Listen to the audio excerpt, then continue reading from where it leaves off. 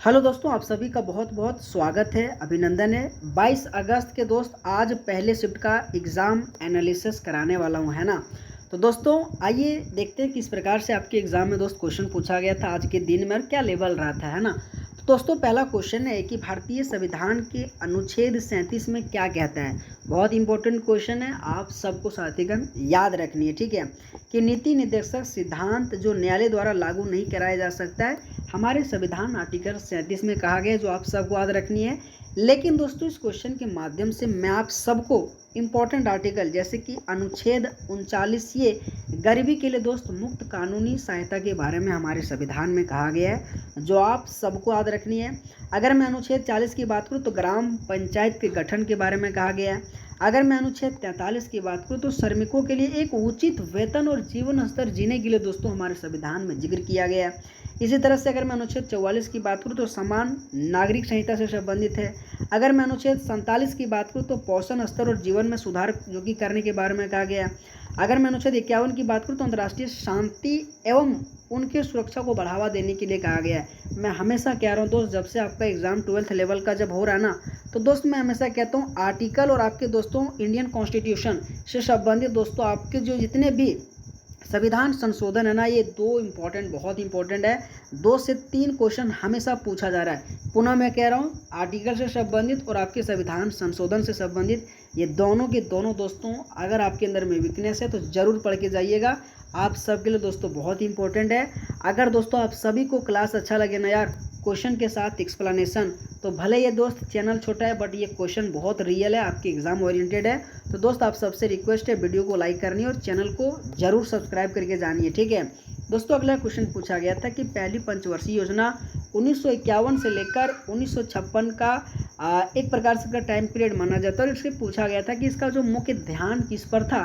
तो दोस्तों ये हर किसी ने आंसर सही किया होगा, कृषि पर विकास था, है ना। लेकिन दोस्तों इस क्वेश्चन के माध्यम से मैं आप सबको कुछ इंपॉर्टेंट एक्स्ट्रा इन्फॉर्मेशन देने वाला हूँ। जैसे से कि सबसे पहले अगर मैं कहूँ तो पहली पंचवर्षीय योजना का टाइम पीरियड आप सबको पता है 1951 से लेकर 1956 तक हुआ था। लेकिन सबसे इम्पोर्टेंट बात ये मेरे दोस्त कि ये कौन से मॉडल पे आधारित था, तो हेरल्ड डोमर मॉडल पे आधारित था, जो आप सबको दोस्तों याद रखनी है, ठीक है। लेकिन अगर मैं कहूँ कि दूसरा पंचवर्षीय योजना किस पे जो कि इनका टाइम पीरियड सबसे पहले याद रखनी, जो 1956 से लेकर 1961 के बीच में था। और अगर मैं कहूँ कि ये कौन से मॉडल पे आधारित था, तो पीसी महालनोबिस पे मॉडल पे आधारित था, जो आप सबको याद रखनी है। अगर मैं चौथी पंचवर्षीय योजना की बात करूँ तो 1969 से लेकर 1974 के बीच में इनका टाइम पीरियड था। लेकिन दोस्तों अगर मैं कहूँ इनका कौन से मॉडल पे आधारित था, तो ये गार्गिल मॉडल पे आधारित था। तो ये दोस्त आप सबको जो मैं क्वेश्चन के अलावा और भी एक्स्ट्रा इन्फॉर्मेशन दे रहा हूँ ना, आपके एग्ज़ाम के लिए दोस्त बहुत ही अच्छा कंटेंट है। अगर दोस्त आप वाकई में एज अ पढ़ाई करते होंगे ना दोस्त, तो ये सभी क्वेश्चन और इनके एक्सप्लेनेशन का वैल्यू आपको पता होगा, है ना। तो दोस्त कुछ नहीं करनी है, बस चैनल को लाइक और सब्सक्राइब जरूर करके जानिए, ठीक है। अगला दोस्तों क्वेश्चन पूछा गया था कि रबी सीजन के दौरान उत्तर पश्चिमी भारत की जलवायु गेहूं की वृद्धि के लिए क्या आदर्श था। दोस्त ये भी क्वेश्चन अगर आप एज अ गांव वाले स्टूडेंट होंगे तो आप आराम से इस क्वेश्चन का आंसर दे देंगे, ठीक है।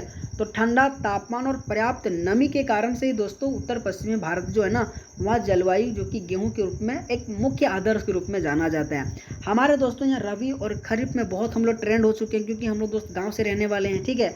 दोस्तों रबी फसल जब हमें जो बोई जाता है ना, तो हमें जैसे कि गेहूँ आ जाएगा, जौ आ जाएगा, आपके मक्का आ जाएगा दोस्तों। तो कहीं ना कहीं दोस्तों अक्टूबर और नवंबर जब आता है ना दोस्त, हम बो देते हैं। लेकिन जब हमारे मार्च अप्रैल जब आता है दोस्तों, उस समय काट लेते हैं। और काटने के बाद दोस्तों क्या करते हैं भाई, क्रिकेट खेलना शुरू कर देते हैं। ये दोस्त रियलिटी है, ठीक है।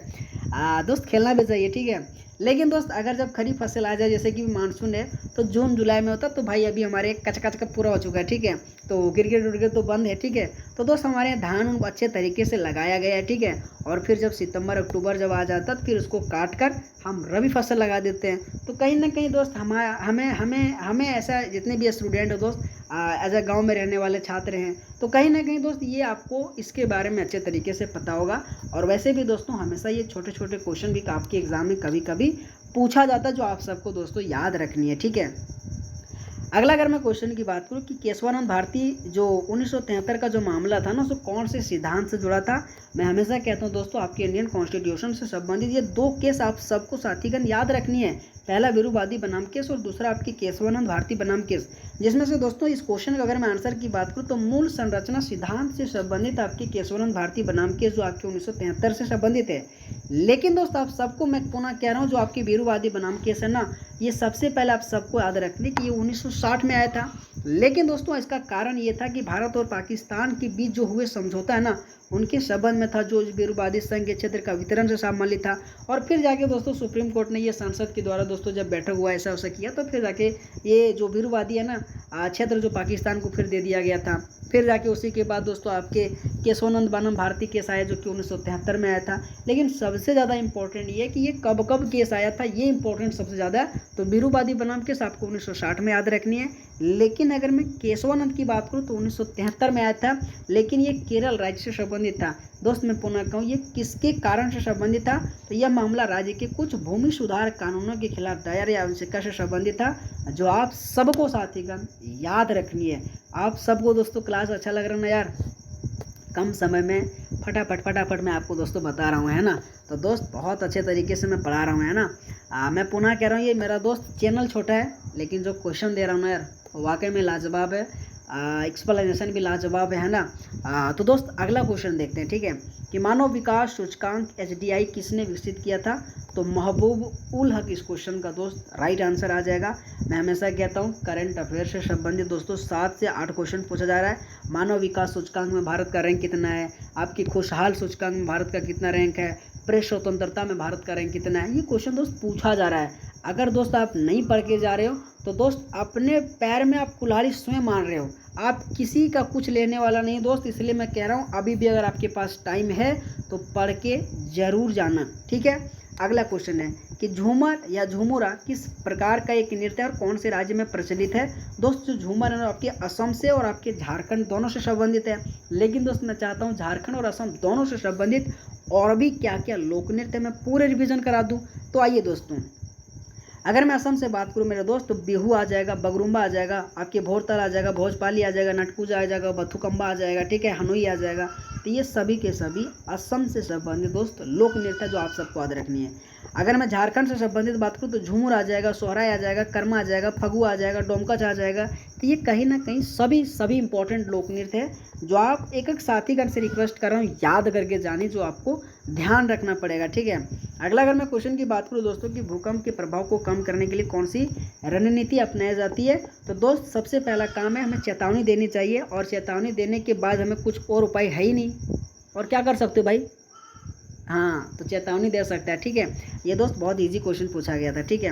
अगला क्वेश्चन पूछा गया था कि चंद्रगुप्त द्वितीय का दूसरा नाम क्या है। तो चंद्रगुप्त का दूसरा नाम विक्रमादित्य के नाम से जाना जाता है। आपके इतिहास से संबंधित दोस्तों और भी उपनाम है, जैसे कि आपके समुद्रगुप्त को कविराज, अश्वमेघ और इसी के साथ परम भागवत के नाम से जाना जाता है। आपके चंद्रगुप्त द्वितीय को विक्रमादित्य के नाम से जाना जाता है। आपके कुमारगुप्त को आपके महेंद्रादित्य के नाम से जाना जाता है। आपके स्कंदगुप्त को आपके क्रमादित्य और देवराज के नाम से जाना जाता है। इसी तरह साथ जहांगीर की बात करूं तो सलीम के नाम से जाना जाता है। तो दोस्त आप सबको क्लास कैसा लगा, जो क्वेश्चन मुझे मिल पाया मैं आप सब के लिए दोस्तों लाया था, ठीक है। तो आप सबको अगर क्लास अच्छा लगा तो वीडियो को लाइक और सब्सक्राइब जरूर करना, ठीक है। ऑल द बेस्ट आप सबका, थैंक यू सो मच, बहुत बहुत धन्यवाद।